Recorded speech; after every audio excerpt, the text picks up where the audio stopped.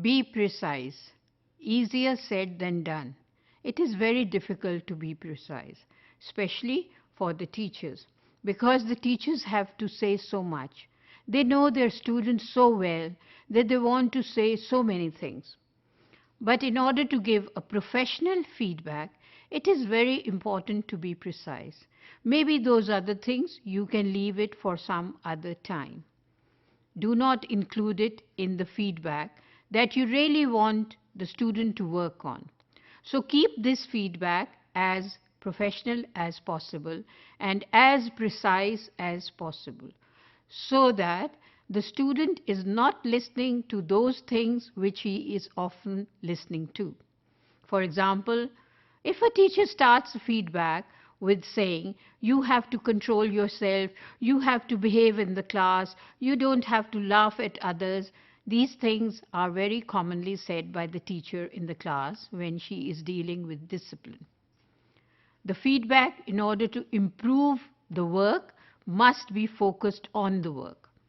So, in order to do that, one principle of being precise is very important. So, leave out those things which you are concerned with the student's behavior at the time when you are giving the feedback. When you are giving a feedback regarding work, keep it to work only. There is no harm in doing the discipline thing otherwise, but for work, keep it focused on work.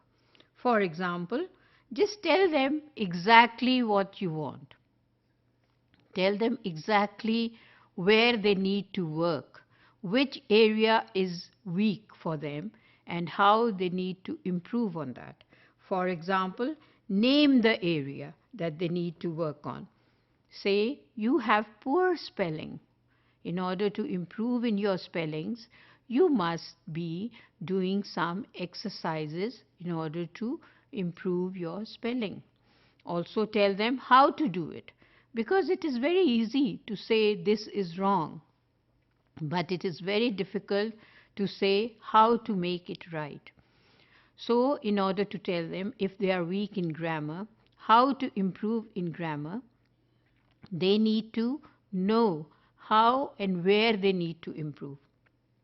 For example, some people are weak in articles, where they have to use a, where they have to use an, where they have to use the.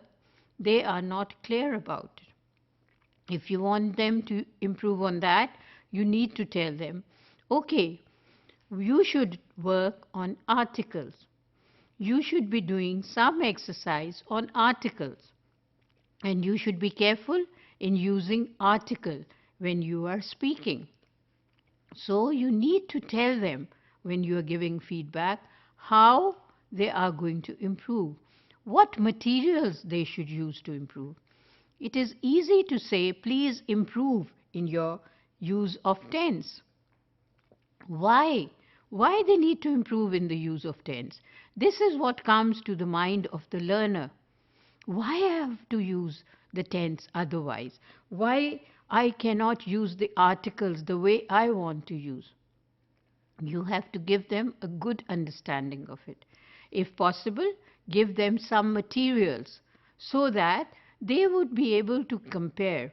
At a higher level, maybe there would be students who would be able to read those materials themselves and make out and focus on the weak area.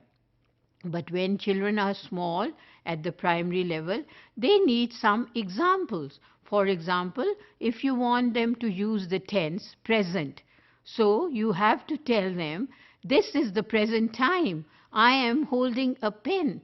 This is present. So I am holding. So I am using am holding. So it is present because I am holding it. But if you want to teach them past, so you can say, I was teaching you yesterday.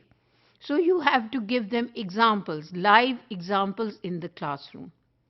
Feedback cannot be made effective without a practice in the class, without informing the students what they need to do, without focusing on their weak areas.